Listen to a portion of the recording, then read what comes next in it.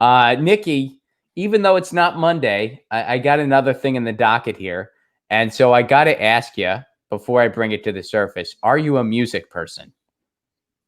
Yes, but I'm terrible at naming bands and songs. I know what Oh, I that's okay. like, but I'm not as good as you are. No, I actually, I mean, I will have brain farts all the time when it comes to me. I mean, I do it all the time. I'll forget obvious things, and I'll remember the most random of things where it's like, why is that stored up in my short term? So no worries. I mean, there's no exam to be had, but Okay. this was a fun one. That hit me a little bit, and I retweeted this. So Barack Obama released a playlist in honor of like another autobiography he's doing. And one of the things that struck me, and there's some good songs on here, don't get me wrong. We can go through Aretha Franklin, The Wait, BB King, The Thrill Is Gone, Beyonce, Halo, Beyonce at Last, Bob Dylan, The Times They Are A-Changin', which somebody on Twitter pointed out that's interesting that that's there because he really didn't do any of that. Brooks and Nice. Dunn, I'll take a pass. Bruce Springsteen, The Rising, there's a million Bruce Springsteen tunes I prefer, but okay. Eminem, Lose Yourself, Frank Sinatra, Luck Be a Lady, Gloria Estefan, or Fleetwood Mac, Rainin', which, Fleetwood Mac, because of that guy, the skateboarding guy, Fleetwood Mac has really seen an uptick in our society, which I'm all about. I love Fleetwood Mac. Did you see that video, the dude on the skateboard? Do you know what I'm talking about? Uh-uh. You didn't see that? Oh, there's this dude. No. He was a guy and he was listening to Fleetwood Mac, like Fleetwood Mac was playing, and I think it was just like a TikTok video, or it might have just been Instagram.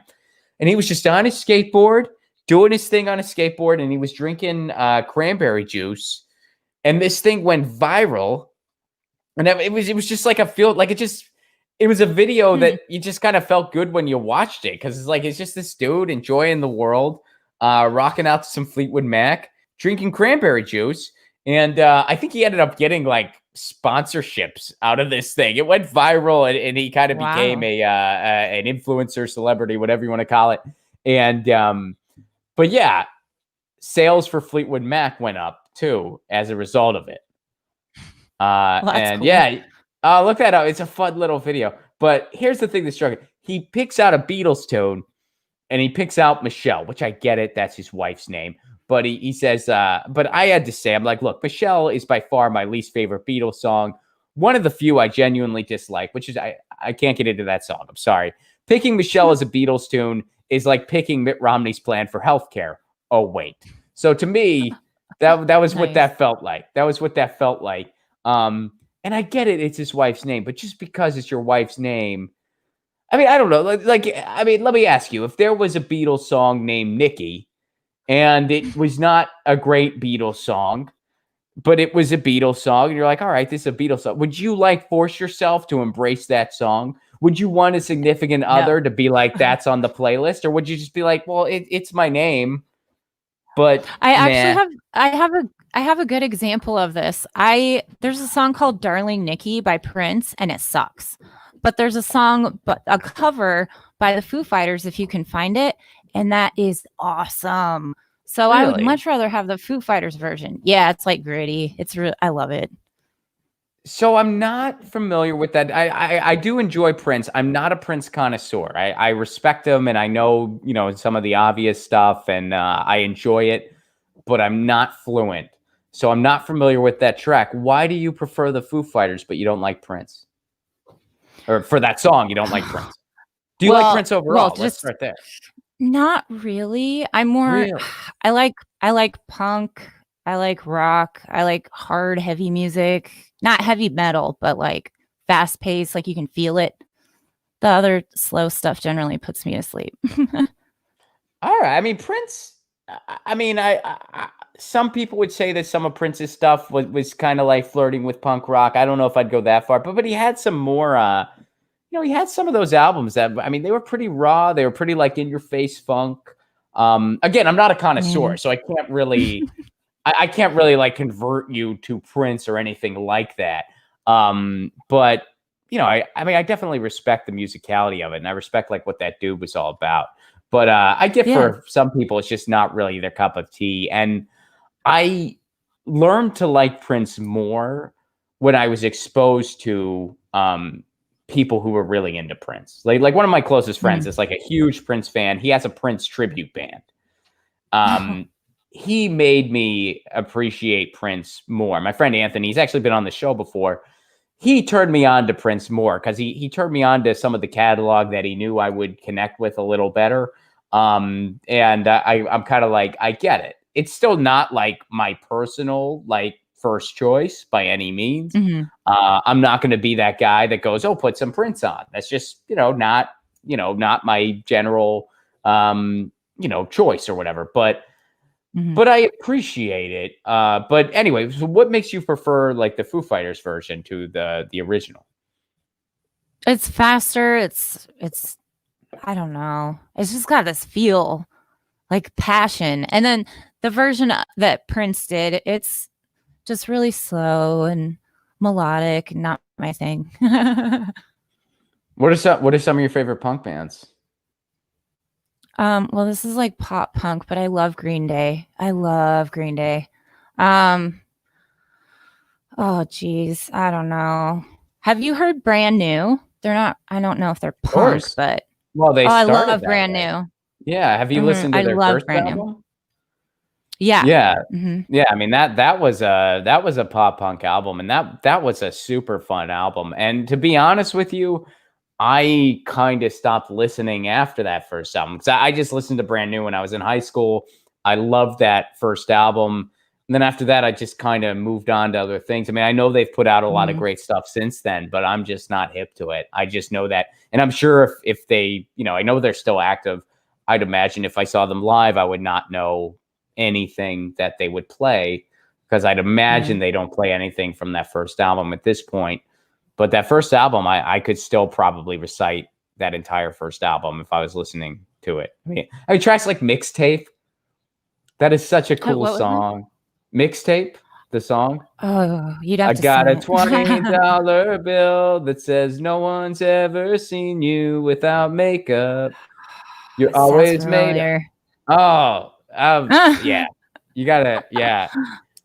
I know more of like around 2008 because that's when my daughter was born, and I went to their concert while I was pregnant with her.